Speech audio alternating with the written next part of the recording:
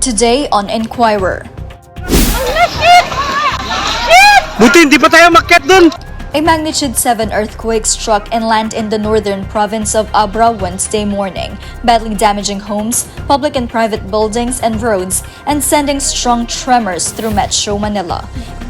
The strong quake centered 2 kilometers northeast of Lagangilang, Abra, the Philippine Institute of Volcanology and Seismology reported. It struck at 8:43 a.m. at a depth of 25 kilometers. Its magnitude was initially placed at 7.3. Ala! Buti hindi pa tayo makyat dun! Meron pa!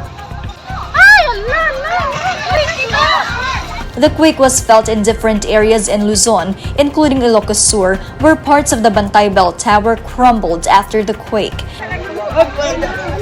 Lakas! Buti walang tao dun, oh! And in Metro Manila, where buildings were evacuated and the city's metro rail system was halted. 5 people have died after a strong magnitude 7 earthquake struck Abra. National Disaster Risk Reduction and Management Council spokesperson Mark Timbal said on Wednesday. 1 death each was reported in Balbalan, Kalinga, La Trinidad, Benguet, Tuba, Benguet, and Banged, Abra, according to Timbal. For the 5th casualty, Timbal said the NDRRMC is still determining the details. The Office of the Civil Defense also reported that 64 people were hurt after the earthquake. President Ferdinand Bongbong Marcos Jr. said Wednesday that everything that can be done has been done insofar as the Abra earthquake is concerned, while giving assurance that assistance will be extended to victims of the powerful quake.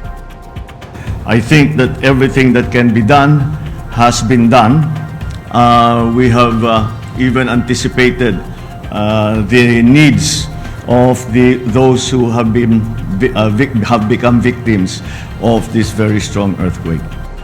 According to Marcos, among his main concerns are power and water supply. Nonetheless, he believes that water and food supply will not be an issue. Pagka ganito, ang lagi kong inaalala kaagad yung kuryente at saka yung tubig. Because communications is dependent on the availability of the power supply. Marcos said he has yet to receive a report on when power supply will be restored in some areas in Abra, which was the earthquake's epicenter.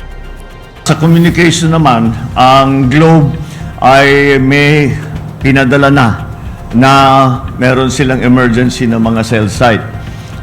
Yung SMART wala pa kaming narinig, ngunit ay nag-request na kami sa kanila na magtayo na kagad, ibalik na kagad ang serbisyo dahil lalong-lalo na pag-disaster, pagkaganto, napaka-importante na nakakapag-usap kami. Nakakausap ko yung mga local leaders, nakakausap natin ang mga first responders na on the ground. And these are the stories you need to know today. To know more, visit INQUIRER.net. I'm Deniza Fernandez.